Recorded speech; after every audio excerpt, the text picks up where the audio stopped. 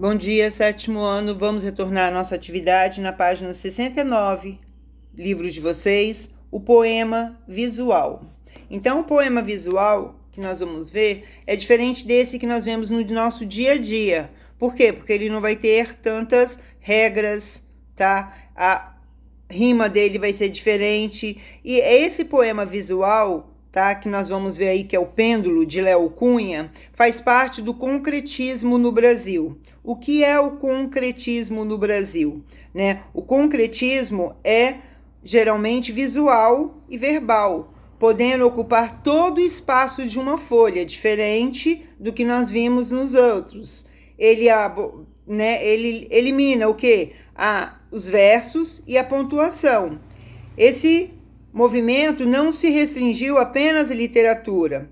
Também a pintura, a escultura, o cinema e as artes em geral também aderiram ao concretismo, que ficou conhecido por sua criatividade, sua ousadia. Vocês vão ver que tem alguns poemas que são em forma de círculos, então é como se fosse um caracol.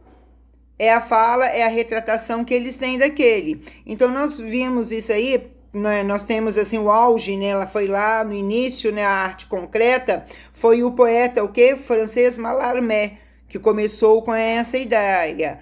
Aqui, Haroldo de Campos, Augusto de Campos e Décio Pignatari, né? Que publicaram uma antologia de poemas pré-concretos chamados Noi Grandes 1. Esses poetas ficaram conhecidos como a tríade concretista, graças à sua grande participação nesse movimento.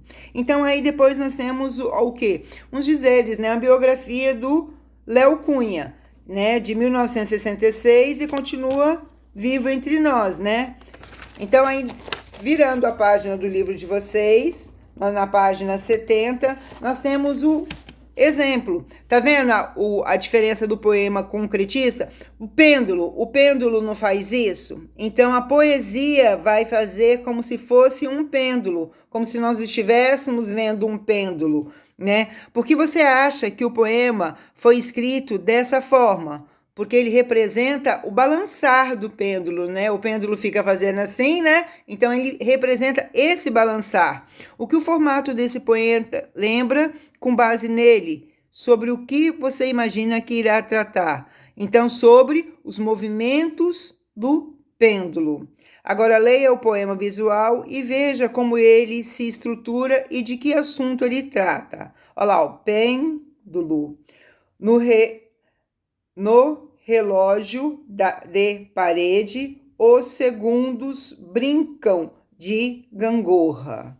Tá vendo como ele é escrito? Como se fosse um pêndulo. Após a leitura do poema, as hipóteses levantadas se confirmaram? Sim, só de olhar, né, o nome e ver a leitura, nós achamos a resposta. Em um poema visual, a forma e o conteúdo se relacionam a fim de criar sentidos. Você conseguiu associar o conteúdo à forma logo que observou o poema? E aí, vocês conseguiram? Muitas vezes não. Então aí é a resposta de vocês. Quando vocês olharam o poema ali, vocês já viram, sobre isso. No poema, o eu lírico compara o movimento do pêndulo a um objeto. Que objeto é esse? Ele compara o pêndulo a uma gangorra, ao ir e vir da gangorra, né? De que forma esses dois objetos se aproximam? Ambos os objetos, o quê? Se balançam de um lado a outro. A gangorra sobe e desce e o pêndulo vai e volta, tá? Que outros objetos também poderiam ter sido comparados ao pêndulo? Além da gangorra, qual? O balanço, né? A corda do bungee jumping também, tá? O badalo do sino. Tudo isso, tá vendo? O poema visual de Léo Cunha apresenta uma estrutura que se diferencia do poema Vento Perdido, da página 51. O que é possível perceber de diferente entre os dois poemas, né? Né, lá no Vento Perdido, é estabelecido o quê? Através de estrofes, não é isso? De versos, enquanto o poema de Léo Cunha é basicamente o quê? Palavras não formam versos nem estrofes, mas sim sugerem uma imagem. Essa é a grande diferença. Um é escrito todo através de estrofes e outro sugere uma imagem.